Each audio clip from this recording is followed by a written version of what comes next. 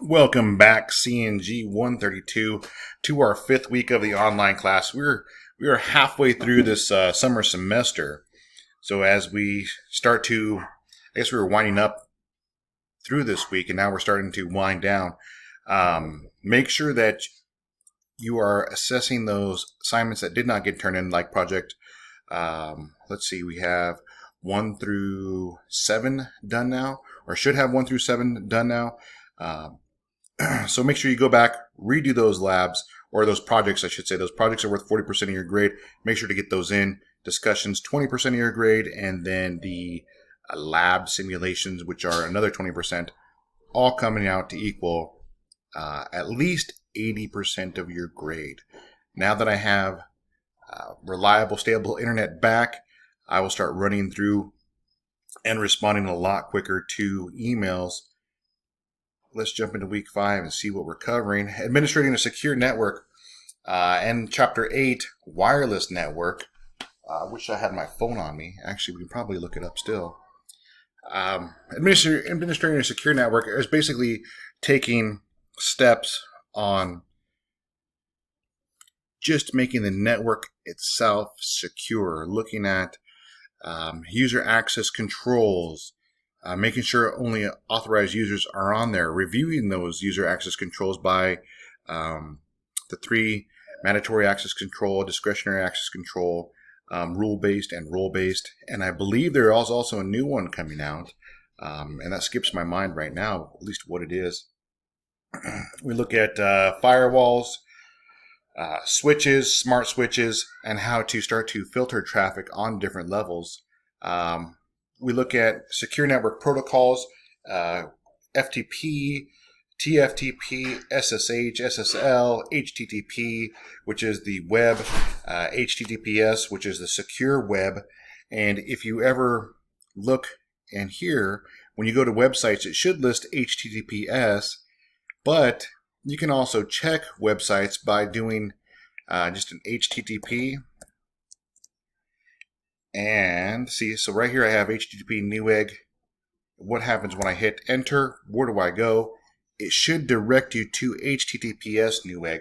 And that's in the background there on the URL side of it, which is interesting. I only seen one time where the Hypertext Transport Protocol, the unsecured version, transferred users to a different website over the secure version. Very, very rare, extremely rare thing to happen, but it does still happen.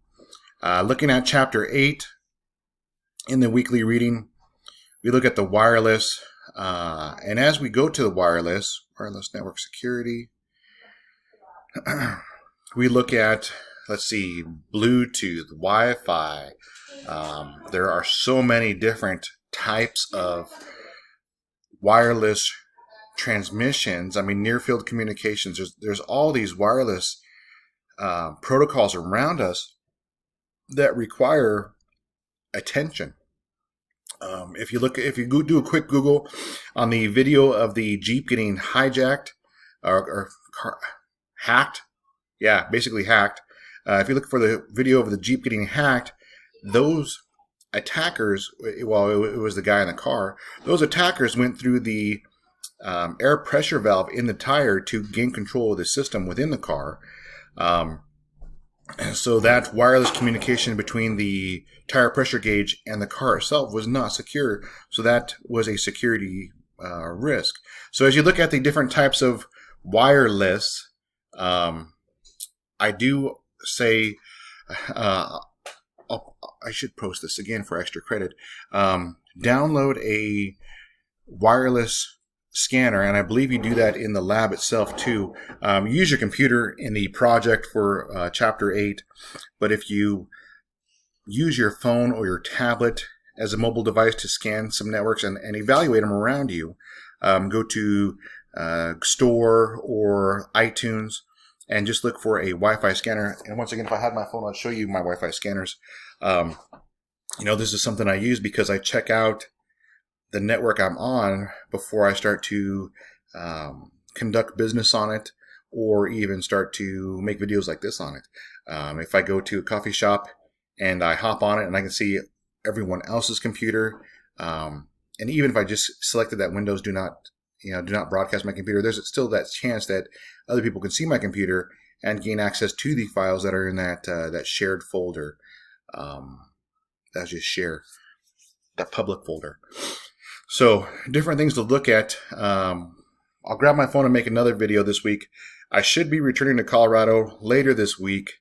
For those of you that are looking to do some fall questions, I'll schedule that time there so we can catch up later, probably later this week or early next week, to get those calls in and discuss about what courses could line up in the fall to get you more in depth in cybersecurity or networking administration.